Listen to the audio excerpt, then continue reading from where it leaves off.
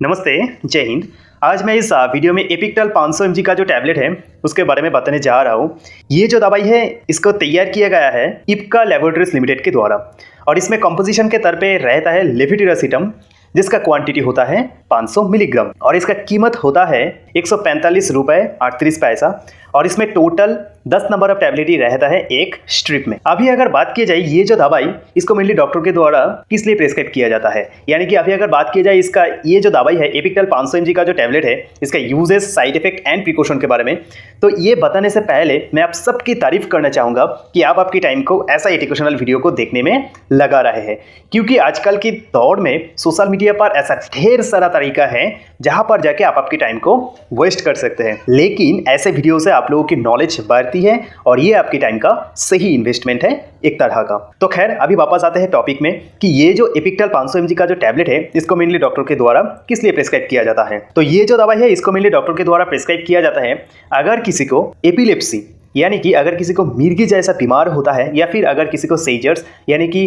खिंचनी जैसा बीमार होता है, यानी कि शरीर में बहुत ज़्यादा मात्रा में खिंचनी होने लगते हैं, तो इस तरह का जो बीमार होता है उसको रोकने के लिए और उसको कम करने के लिए डॉक्टर के द्वारा इस तरह का जो दवाई है यानी कि एपिक्टल 500 mg का जो टैबलेट है इसको प्रेस्क्राइब किया जाता है। यानी एक सीधी भाषा में बोला जाए कि ये जो दवाई है इसको मेनली डॉक्टर के द्वारा प्रेस्क्राइब किया जाता है अगर किसी को एपिलेप्सी यानी कि मिर्गी जैसा बीमार होता है या फिर खिंचनी जैसा बीमार होता है, तो उस तरह का जो बीमार है उसको रोकने के लिए और उसको कम करने के लिए क्या किया जाता है, डॉक्टर के द्वारा जो इस तरह का जो दवाई है इसको प्रेस्क्राइब किया जाता है। और एक बात मैं यहाँ पर ऐड करना चाहता हूँ कि कोई भी दवाई में अगर आप देखेंगे कि उसमें कंपोजिशन के तौर पे लेविटिरासिटम है, तो आप ये समझ लीजिएगा कि वो जो दवाई है उसको एपिलेप्सी यानी कि मिर्गी और सीजर्स यानी कि खिंचनी जैसे बीमार को कम करने के लिए और उसमें से उसको प्रिवेंट करने के लिए डॉक्टर के द्वारा इस तरह का जो दवाई है इसको प्रेस्क्राइब किया जाता है। तो अभी अगर बात की जाए इसका साइड इफेक्ट के बारे में, तो इसका यूजेस के बारे में जानना जितना ज़रूरी था उतना ही बेहद ज़रूरी हो जाता है इसका साइड इफेक्ट एंड प्रिकॉशन के बारे में जानना,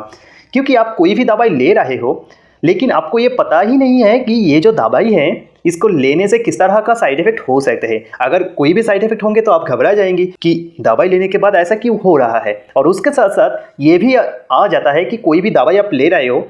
लेकिन उसका प्रिकॉशन क्या होता है, यानी कि जब आप दवाई को ले रहे हो उस दौरान आपको किस तरह का जो सावधानियां होता है वो बरतनी पड़ेगी, वो आपको पता नहीं है, तो क्या होगा, तो उसका साइड इफेक्ट हो सकते हैं। तो आइए सबसे पहले हम ये जान लेते हैं कि इसका साइड इफेक्ट क्या होता है। इसके साइड इफेक्ट के तौर पे सबसे पहले देखा जाता है ये कि स्लीपनेस, यानी कि आप जितना नॉर्मली नींद लेते हैं उससे ज़्यादा आपको नींद आने लगेगा, और उसके साथ साथ डिजीनेस यानी कि चक्कर जैसा महसूस होने लगेगा, या फिर किसी को हेडेक यानी कि सिर में बहुत ज़्यादा दर्द होने लगेगा, या फिर किसी को ऐसा भी होता है कि जो बिहेवियरल चेंज देखने को मिल सकते हैं, यानी कि जो स्वाभाविक व्यवहार होता है उसमें थोड़ा बदलाव देखने को मिल सकते हैं, यानी कि व्यवहार में बदलाव देखने को मिलते हैं। और किसी को इरिटेशन यानी कि शरीर में बहुत ज़्यादा मात्रा में इरिटेशन होने लगेगा, यानी कि अजीब सा फीलिंग होने लगेगा। और किसी को ऐसा भी देखा जाता है कि नासल कंजेशन का मतलब क्या होता है, यानी कि नासल कंजेशन का मतलब क्या होता है, इसका मतलब ये होता है कि आप नाक से सही तरह से श्वास नहीं ले पाते हो। यानी कि हम सब ये महसूस किया कि हम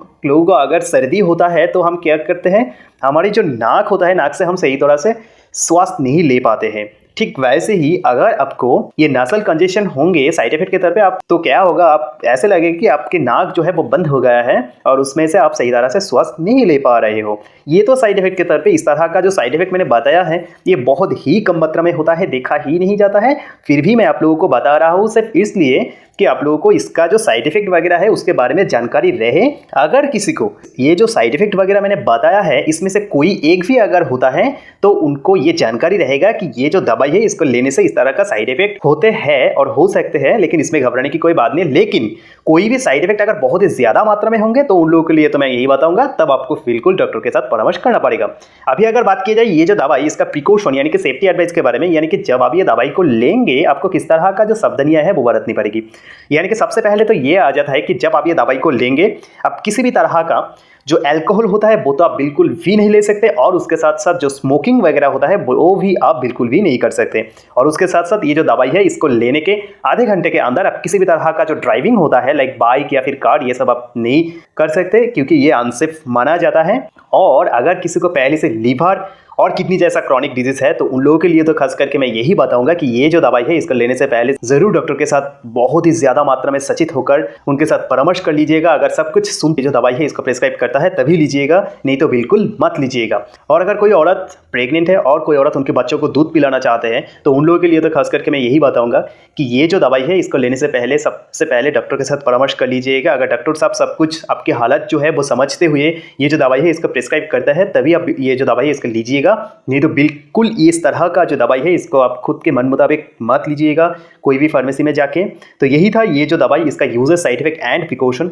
अगर ऐसे एजुकेशनल वीडियो से आप लोगों को थोड़ा सा भी वैल्यू मिलती है तो ज़रूर आप लोगों के प्यार के तौर पे लाइक एंड सब्सक्राइब करना मत भूलिएगा, क्योंकि ये आपके लिए तो फ्री होता है लेकिन आपकी एक लाइक और सब्सक्राइब से हमें बहुत फ़र्क और मोटिवेशन मिलते हैं ताकि हम लोग ऐसे एजुकेशनल वीडियो आप लोगों तक पहुँचा सके। तो मिलते हैं अगले वीडियो में, तब तक के लिए जय हिंद।